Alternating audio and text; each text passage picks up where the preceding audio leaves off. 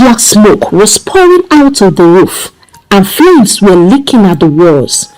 Maggie screamed, her voice filled with terror. "Help! Somebody help!" she shouted, banging on the door. But the door was locked. She could hear her children crying outside, their voices filled with fear. "Mama! Mama!" they screamed. Maggie's heart broke as she realized what was happening. Mr. Job had done this. He had locked her inside too. Maggie, or Margaret, as she was known in the city, had always been a strong woman. Life in the city was good. Oh, it was indeed sweet like ripe mango. She and her husband, Mr. Job, lived in a fine house with their 2 children. They had their own rooms, a fridge full of food, and a car that took them wherever they wanted to go. But life, as they say, can turn like the wind. One day, everything changed. Mr. Job lost his job, and just like that, the money stopped coming. The bank where they had taken a loan to build their dream house came knocking. They took everything. The house, the car, even the furniture. All Maggie and her family were left with were just enough money for transport fare. They had no choice but to leave the city and return to Mr. Job's village. The journey to the village was long and painful. Maggie sat in the bus holding her children close, tears streaming down her face. Mr. Job sat quietly staring out of the window, his face heavy with worry. When they arrived at the village, they were met with the reality of their new life. The family house was small, and they were given just one room to stay in. One room for 4 people. Maggie's heart chattered. In the city, they had space, privacy, but here they had to squeeze into one room like sardines in a tin. The first few days, Mr. Job's relatives were kind. They brought food, shared what they had. But after a while, the kindness dried up. "You people have to find your own way," they said. "We cannot feed you forever." Maggie's children began to cry because of hunger. The sound of their cries tore at her heart. She would sit outside staring at the ground, wondering how they would survive. Mr. Job, her once strong and confident husband, now sat by the house, his head bowed, his hands clasped tightly between his knees. He sighed deeply over and over, as if the weight of the world was on his shoulders. Maggie could see the despair in his eyes, but he had no solution, no plan. It was as if the loss of his job had taken away not just his income, but his spirit too. One morning, Maggie could not take it anymore. She could not bear to see her children crying, her husband broken. She decided to go to her own village to see her mother. She borrowed a little money from Mr. Job's sister, just enough for transport. When she arrived at her mother's house, her mother took one look at her and bursted into tears. "Maggie, my daughter, what has happened to you?" she cried. Maggie, who was once plump and glowing, was now thin and pale. Her clothes hung loosely on her body and her eyes were filled with sorrow. Maggie could not hold back her tears. She told her mother everything about Mr. Job losing his job, about the bank taking their properties, about the hunger and the despair. Her mother listened quietly, her heart breaking for her daughter. When Maggie finished speaking, her mother stood up and went into the house. She came back with a bag full of foodstuff, curry, rice, beans, and some dry fish. She also gave Maggie some money. "Take this," she said. "It's not much, but will help you and your children." Maggie hugged her mother tightly, tears streaming down her face. "Thank you, Mama," she whispered. "Thank you." When Maggie returned to Mr. Job's village, she felt a little hope. She cooked a meal for her family, and for the first time in weeks, her children ate until they were full. Mr. Job ate quietly, his eyes downcast. Maggie could see that he was still deep in despair, but she was determined to keep going. She had to find a way to take care of her family. A few days later, Maggie had an idea. She decided to start a small business selling vegetables. She used some of the money her mother had given her to buy them. Early in the morning, she would go to the farm to buy fresh vegetables. Then she would carry them in a basin on her head and go from house to house selling them. At first, it was very hard. Her feet ached from walking and the sun burned her skin, but she did not give up. She kept going day after day, determined to make a better life for her family. The business started small, but slowly it began to grow. People in the village started to know Maggie as the woman who sold fresh vegetables. They liked her because she was honest and her vegetables were always fresh. Maggie began to make a little profit. She used the money to buy more food for her family and to save a little for the future. She even started to think about expanding her business, maybe selling other things like spices or dry fish. But life was still not easy. Mr. Job was still sitting by the house, sighing deeply, his hands clasped together. He had not found a job, and Maggie could see that he was still struggling with his pride. He had always been the provider, the one who took care of his family. Now he felt useless, like he had failed. Maggie tried to talk to him and to encourage him, but he would just shake his head and say, "What can I do, Maggie? There are no jobs here." As the days turned into weeks, Maggie's business continued to grow. She started to make enough money to buy more food and even some clothes for her children. She began to feel a little hope, a little light in the darkness. Maggie's life had become a daily struggle, but she was determined to keep going. Every morning, she would wake up early, prepare her children for the day, and then set out to the markets to sell her vegetables. She carried her basin of fresh vegetables on her head, walking from one end of the village to the other, calling out to customers in her sweet melodic voice. "Fresh vegetables! Come and buy your fresh vegetables," she would shout, her voice carrying through the dusty streets. One particular morning, Maggie woke up earlier than usual. She had a feeling that the market would be so busy that day, and she wanted to make as much sales as possible. She quickly prepared her vegetables, packed them neatly in her basin, and kissed her children goodbye. "Papa will take care of you," she told them. Though she knew Mr. Job would likely just sit by the house, lost in his thoughts. She glanced at her husband, who was already sitting outside, his head bowed, his hands clasped together. She wanted to say something to him and to encourage him, but she knew it would be pointless. He had become a shadow of the man he used to be, and it broke her heart completely. Maggie left for the market, her basin balanced perfectly on her head as the sun was just beginning to rise. She walked quickly, her mind focused on the day ahead. When she arrived at the market, she found her usual spot and began arranging her vegetables. As the hours passed, she noticed that sales were slow, very slow. People were not buying as much as they usually did, and Maggie began to worry. She had hoped to make enough money to buy food for the next few days, but it seemed that day wasn't hers. Determined not to go home empty-handed, Maggie decided to try her luck in the neighboring village. She had heard that the market there was bigger, and perhaps she would find more customers. She packed up her vegetables, carried the basin on her head, and set off on the long walk to the next village. The sun was high in the sky now, and the heat was intense. Maggie's feet ached, and her back was sore from carrying the heavy basin, but she kept going. She had no choice. She had to sell her vegetables because she had to provide for her family. Meanwhile, back at home, Mr. Job and the children were waiting for Maggie to return. The hours passed and there was no sign of her. The children began to cry, asking for their mother. "Where is Mama?" they asked, their voice filled with worry. Mr. Job tried to calm them down, but he was also growing anxious. Maggie had never been this late before. Where could she be?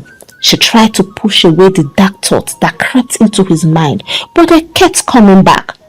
What if something had happened to her? What if she had been hurt or worse? As the sun began to set, Mr. Job could no longer sit still. He decided to go to the market to look for Mangi. He left the children with a neighbor and set off, his heart pounding with fear and anger.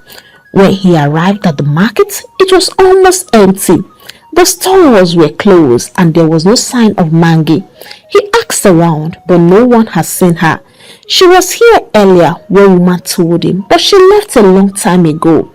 Mr. Job's worry turned to anger. Where could she have gone? Why has she not come home? He returned to the village, his mind racing with dark thoughts. By the time he got home, it was dark already.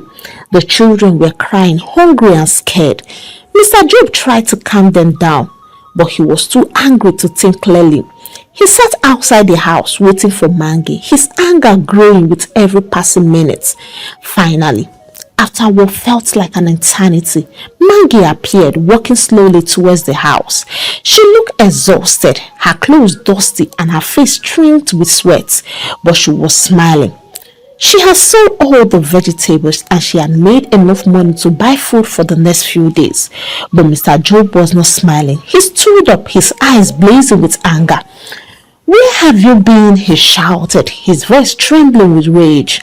Mangi was taken aback. She had never seen him like this before. I went to the neighboring village, she explained quickly. Sales were slow at the market, so I thought I would try there. I sold all the vegetables. See, she held up the money she had made, but Mr. Job was not listening.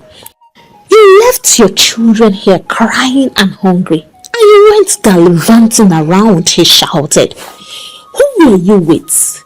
Who is the man you went to see? Mangi's eyes widened in shock. What are you talking about? She asked, her voice shaking. There is no man anywhere. I only went to sell my vegetables, that's all. But Mr. Job was not convinced. His anger had taken over and he could not see reason. He grabbed Mangi by the arm and began to shout at her, accusing her of infidelity. The children, hearing the commotion, began to cry even louder. Mangi tried to defend herself, but Mr. Job could not listen. In his rage, he raised his hand and struck her face. Mangi fell to the ground, tears streaming down her face. She could not believe what was happening. This was not the man she had married. This was not the man she had loved. Mr. Job continued to shout, his words cutting through her like a knife. You are a disgrace, he yelled. You have no shame. How could you do this to me? Finally, he stormed into the house and locked the door, leaving Mangi outside with one of the children. Mangi sat on the ground, her heart breaking into 1,000 pieces. She held her child closely, trying to comfort him, but she could not stop her own tears. She had worked so hard, sacrificed so much, and this was how she was being treated. She felt a deep sense of betrayal, not just by her husband, but by life itself. After a while, Mangi laid the wrapper on the ground and gently placed her child on it. She lay down beside him, staring up at the stars. The night was quiet except for the sound of her child's soft crying. Mangi's mind was filled with thought of what had happened and what would happen next. She knew that things could not continue like this. Something has to change. But what and how? The morning after the fight, Mangi woke up on the cold hard ground outside the house. Her body ached and her heart felt heavy. She looked at her child who was still sleeping beside her, his face very peaceful despite the chaos of the night before. Mangi sighed deeply, trying to gather the strength to face another day. She knew she had to keep going. For her children's sake, she had no choice. As the sun rose, the door to the house creaked open. Mr. Job stood there, his face expressionless. He did not say a word, just stepped aside to let Mangi and the child in. Mangi picked up her child and walked into the house, her heart pounding. She wanted to say something, to ask him why he had treated her so badly, but she knew it would be pointless. Mr. Job was not the man she had married anymore. He was a stranger, consumed by his own anger and despair. For the next few days, life continued in a tense silence. Mr. Job would sit outside the house, his hands clasped together, staring into the distance.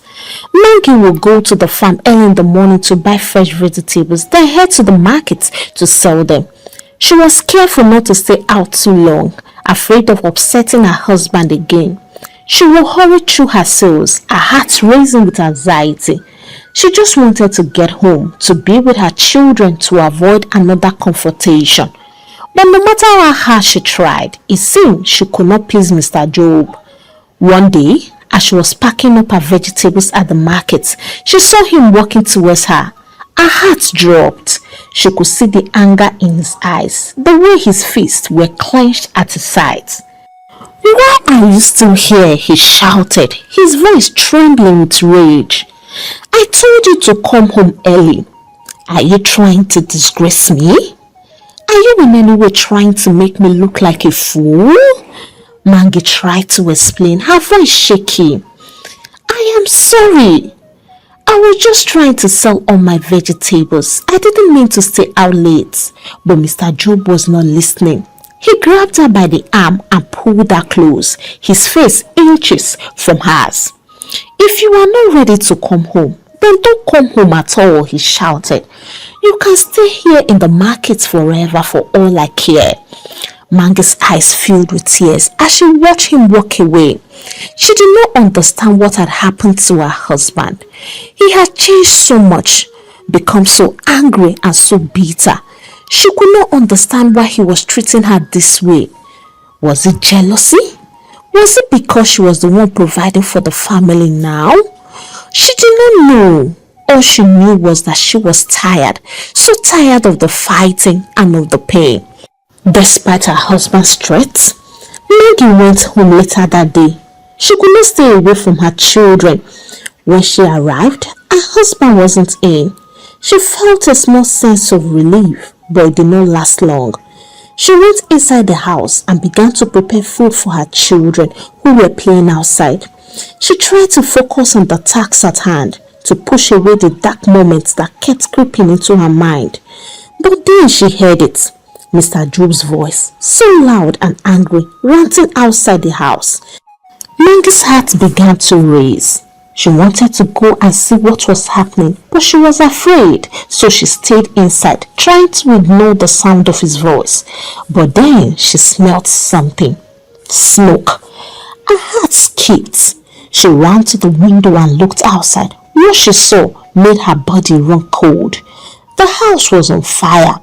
Thick black smoke was pouring out of the roof and flames were licking at the walls. Maggie screamed, her voice filled with terror. "Help! Somebody help!" she shouted, banging on the door. But the door was locked. She could hear her children crying outside, their voices filled with fear. "Mama! Mama!" they screamed. Maggie's heart broke as she realized what was happening. Mr. Job had done this. He had locked her inside too. She ran to the window trying to break it, but it was bringing out smoke too. She could not reach it. The smoke was getting thicker, making it hard to cope in there. She could feel the heat of the flames. She could hear the crackling of the wood as it burns. She screamed again, her voice hoarse with desperation. "Please, somebody help me. My children! Who will take care of them?" But no one came. The fire raged on, consuming everything in its path. Maggie collapsed to the ground, her body racked with sobs. She thought of her children, of how much she loved them, of how she had tried so hard to provide for them. She thought of her husband, of the man he used to be, of the man he had become. She thought of her life, of all the struggles and the pain. And as the heat closed in around her, she closed her eyes and whispered a prayer. When the fire finally died down, all that was left of the house was a pile of ashes and charred wood. Maggie's remains were brought out deformed. The villagers stood in silence, their hearts heavy with grief. Mr. Job was nowhere to be found. But later that day, he went to the police station and turned himself in. I did it, he said, his voice empty, his eyes hollow. I set the house on fire. I sent my wife to a journey of no return. The police arrested and took him to jail. The children, now orphans, were taken in by relatives. They cried for their mother, for the life they had lost. They did not understand why their father had done such a terrible thing. No one did. It was a tragedy, a senseless act of violence that left a family broken and a community in mourning. As the days passed, the villagers tried to make sense of what had happened. They talked about Mangi, about how hard she had worked, about how much she had loved her children. They talked about Mr. Job, about how he had changed, about how his anger and despair had consumed him. But no one could understand why he had done what he did. It was a mystery, a dark and painful mystery. And so, the marital journey of Mangi and Mr. Job came to a tragic end. Mangi, the strong and determined woman who had fought so hard for her family, was gone. Mr. Job, the man who had once been a lovely husband and father, was now a prisoner, haunted by his own actions. And their children, innocent and blameless, were left to pick up the pieces of their shattered lives. The days after Mangi's death were filled with pain and sorrow. Her children, now orphans, had been taken in by their father's sister, Auntie Grace.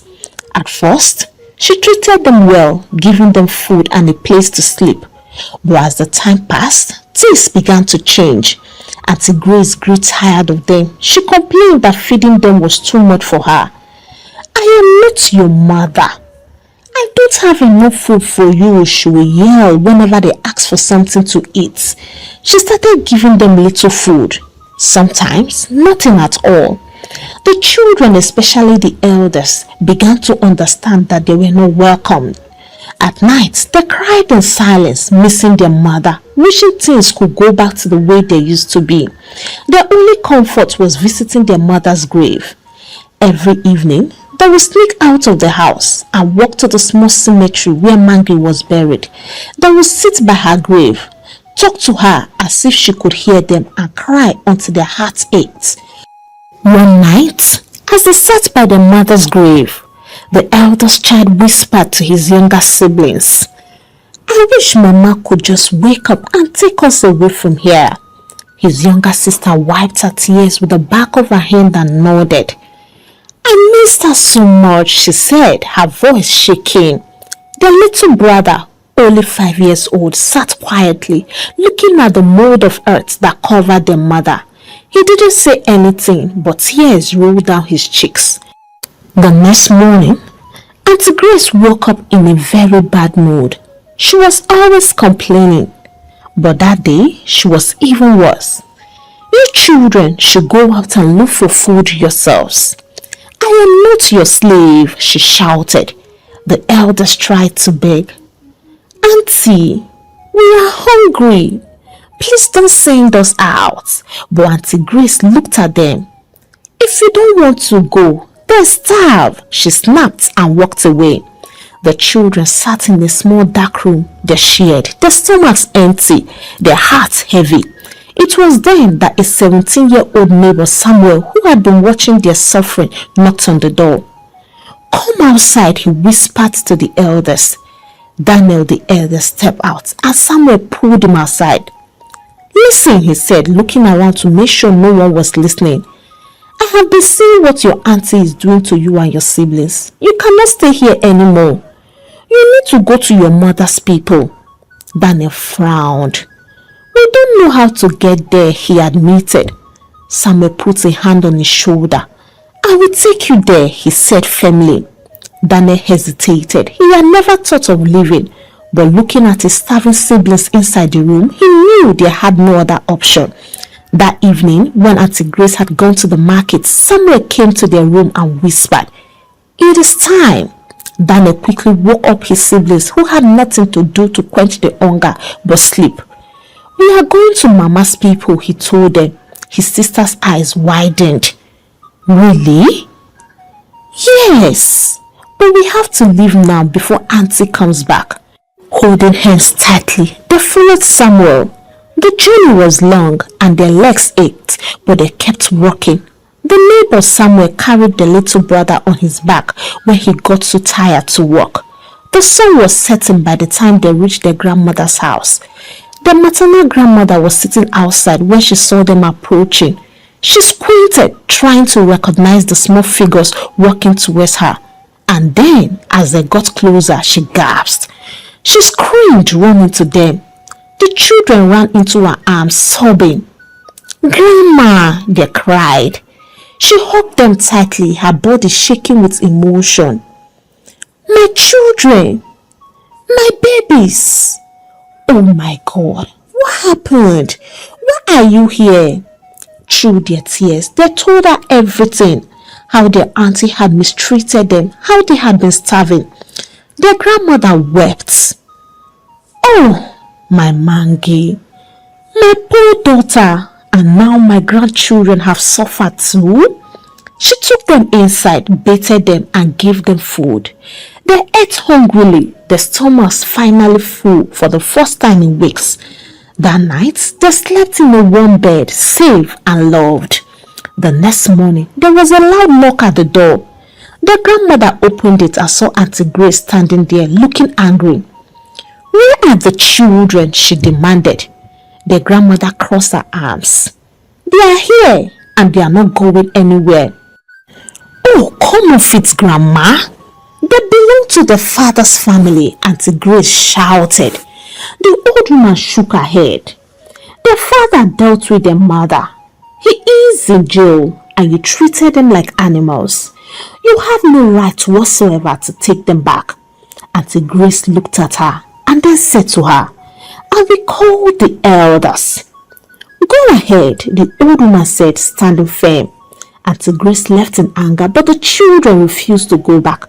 The elders of the village heard both sides of the story and decided that the children would stay with their grandmother. Auntie Grace had no choice but to leave them. From that day on, the children lived with their maternal grandmother. Life was still hard, but they were loved and cared for. They went to school, played with other children, and slowly the pain in their hearts began to heal. One morning, they visited their mother's grave, but this time they did not cry as much. Instead, they told her about their day, about school, about their grandmother's cooking. "Mama," Daniel whispered one evening, kneeling by the grave, "we are safe now." And there, it almost felt like the mother was listening. But you all know that once someone is dead and buried, the person's chapter has closed forever. Hey, African Tales by Karma Tribe, how are you all doing? For me, I am doing just fine. I will always say this, even when you wake me up from sleep.